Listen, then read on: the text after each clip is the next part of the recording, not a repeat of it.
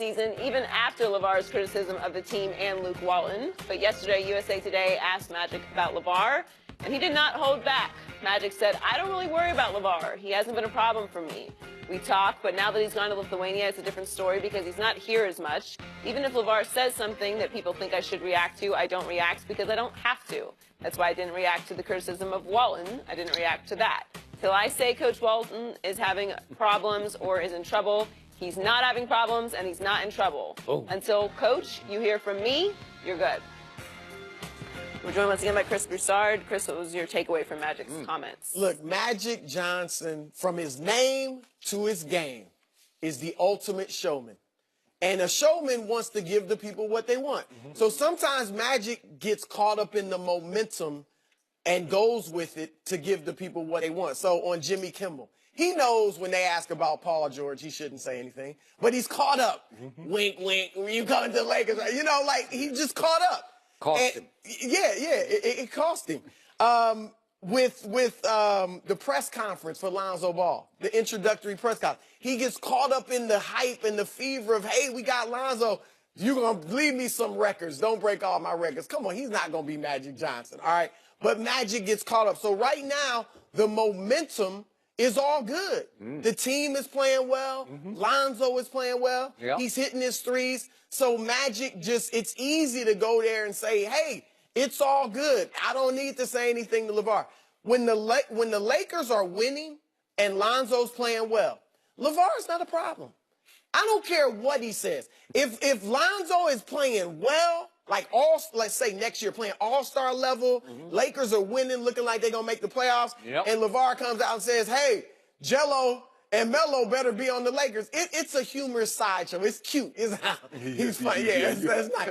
You know, it only becomes a problem when they're struggling, when they're losing, when Lonzo's not playing well, Isaiah Thomas taking his minutes, whatever. And that's when LaVar is a problem. So I still think, let's see how it goes the rest of the way. Let's see if Lonzo hits a rough patch, or if the Lakers hit a rough patch, or if free agents don't come here because of LaVar, whatever it might be. He says something crazy that makes LeBron say, nah, yeah. You know, like, so that's when it could become a problem again. Then I don't think Magic would be able to make comments like that. Here's the thing, Chris.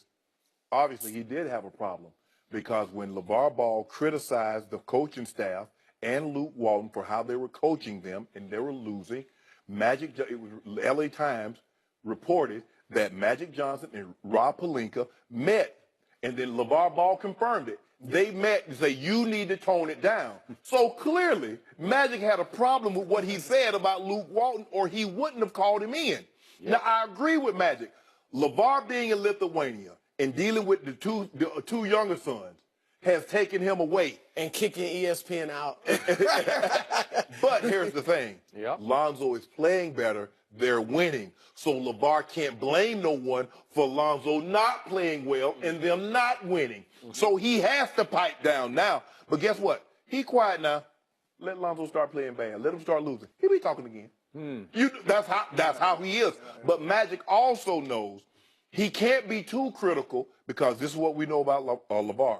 He will respond to everyone and anyone. He responded to Charles Barkley. He responded to the President of the United States. So he will respond. He responded to LeBron James. So Magic knows how this goes. And he does. Magic is above being into a Twitter battle or a social media or going back and forth with LaVar Ball in any aspect, in any context. So Magic understands how to play this game. And what's he supposed to say? Man, Lonzo couldn't carry my shoes. He's supposed to say, oh, yeah. But you don't have to say, he's going to break my record. Oh, he's going to put his jersey up there. I expect to see a statue out there. I'm sorry, Skip Bayless. I got good news and bad news. I'm just going to give you the bad news. He's not going to be Magic. You think he can be Magic, Skip? Well, I don't know. What is Magic? You know what Magic is. Magic is like arguably the best player of all time. You're going to go get him a Kareem and a Worthy? Magic? No. Magic? Chris was sorry. Now he want to talk about Kareem and Worthy. But when I talk about LeBron. But here, look. I'm saying what you taught me that. I just gave it back to you. Best case scenario, Lonzo does not play with the pizzazz He does that not. Magic. Even Totally if he agree. became as effective as Magic, he wouldn't have his ass. And LaVar will not like me saying this, it is no coincidence that when LaVar went to Lithuania, his #1 son started looking like a pretty good basketball player. And he started carrying himself differently on the basketball court. And he started to attack more, dare I say, be aggressive, which I couldn't even see him for the first month. I didn't even know who that kid was.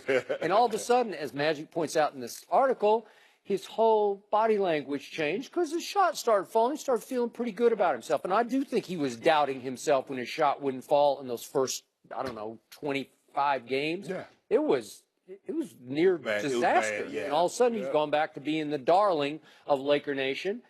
And it put Magic Johnson finally in a position of strength. And when he was approached by Josh Peter, USA Today, I think he thought, you know what?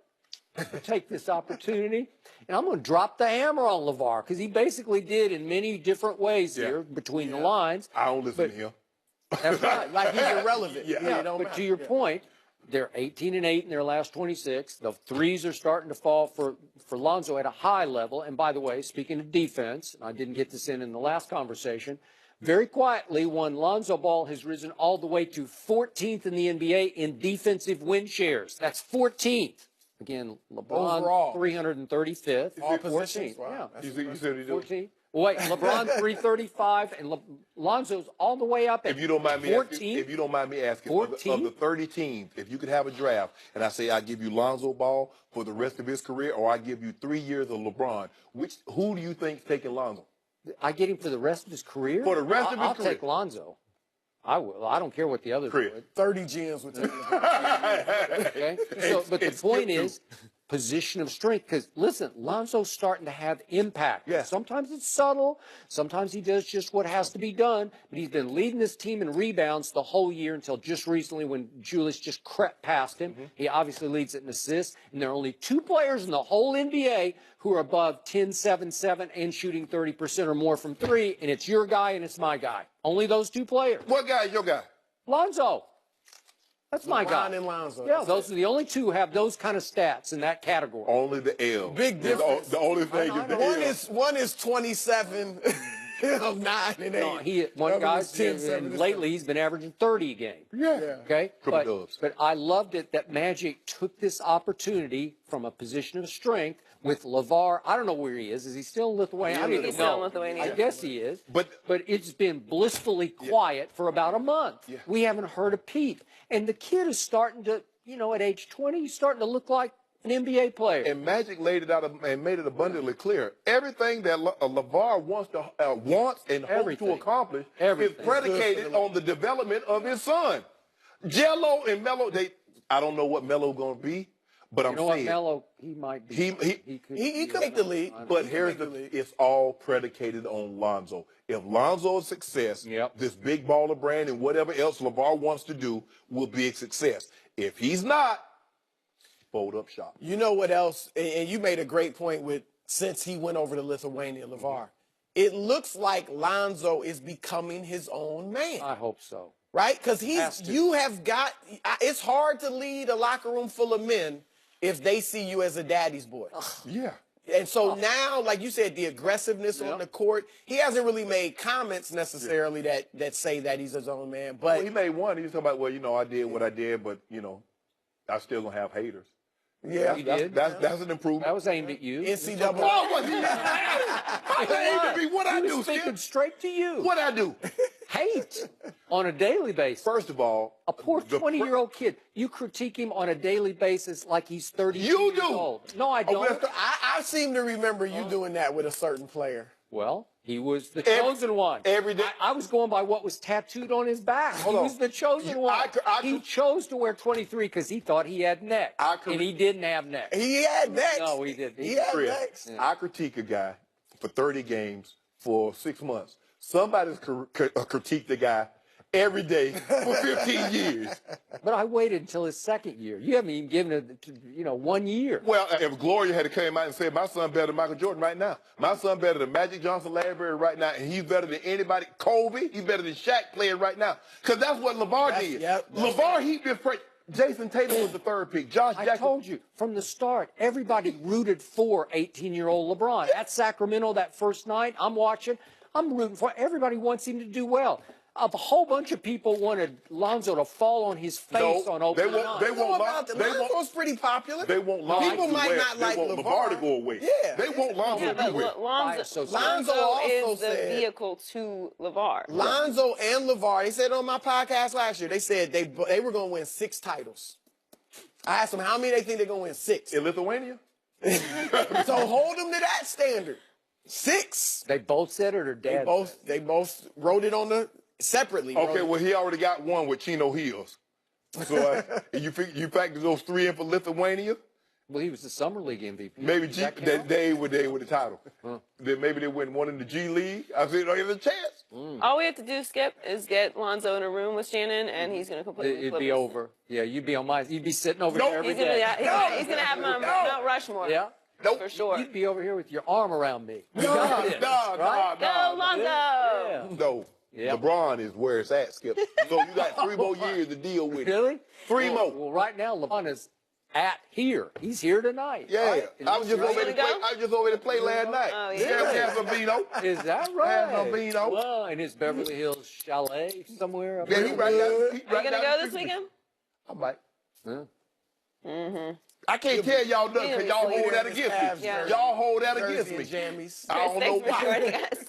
Baker Mayfield said he aced all the tests at the Combine. We'll discuss that next.